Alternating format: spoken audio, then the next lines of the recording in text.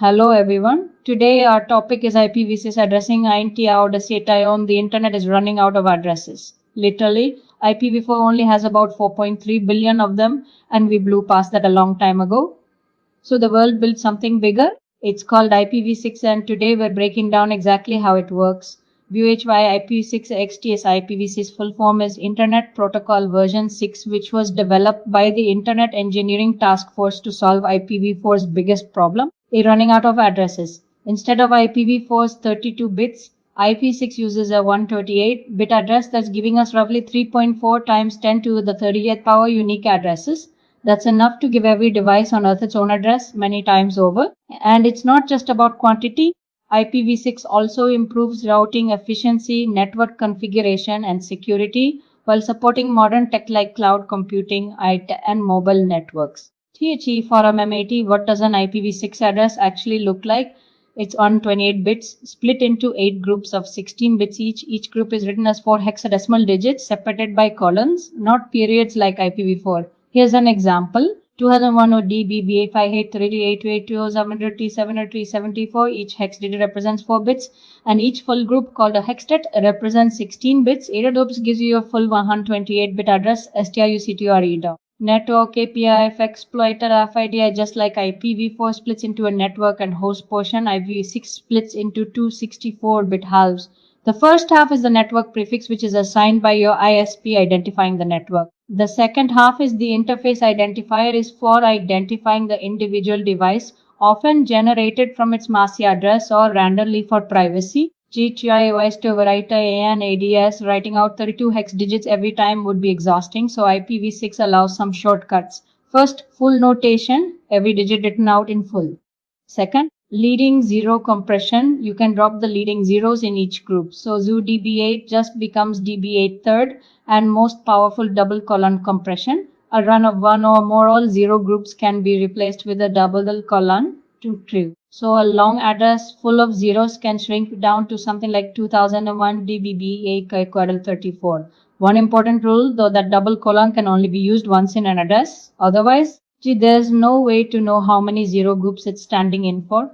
TIPs of IPv6 ADRS IP6 also introduces 3 types of addresses based on how they deliver traffic. Unicast goes to a single device, one sender, one receiver. Multicast goes to a group of devices at once. The same packet delivered to everyone in that group. And anycast is the clever one. The same address is assigned to multiple devices, but data always gets routed to the nearest one. This is exactly how DNS servers, load balancers, and content delivery networks operate at scale as PGIL, ADRSS, FU, IPv6 addresses have its jobs. Tree 1 is the loop address IPv6 version of 127.0.1. FFET to 10 is used for linked local communication, and FF100 is reserved for multicast traffic.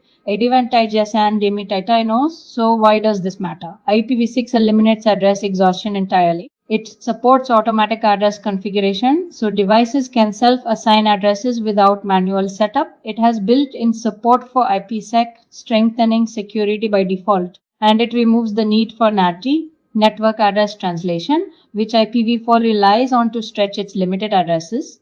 But it's not a free lunch. Some older equipment needs upgrades to support it. The migration from IPv4 is complex, and for now, most networks run both protocols side by side in what's called dual stack operation. ReachAPI IPv6 uses 128-bit addresses written in 8 hex groups. It can be compressed for readability, splits into a network prefix and interface ID, and comes in unicast, multicast, and anycast flavors, all built to carry the internet where IPv4 could take it. Up to this, we have seen only classful addressing of IPv4 and IPv6. Now we move on to classless addressing, also known as CIDR. Classless interdomain routing is a method of assigning IP addresses without relying on fixed address classes such as class A, B, and C. Instead, it uses a prefix length such as a 24 to specify the network portion of an IP address. This approach allows organizations to allocate only the required number of IP addresses, reducing address wastage and conserving IPv4 address space. CIDR also supports route aggregation, which minimizes routing table entries and improves routing efficiency. Today, CIDR is widely used by internet service providers, ISPs, and enterprise networks for flexible and scalable IP address allocation. Thanks for watching.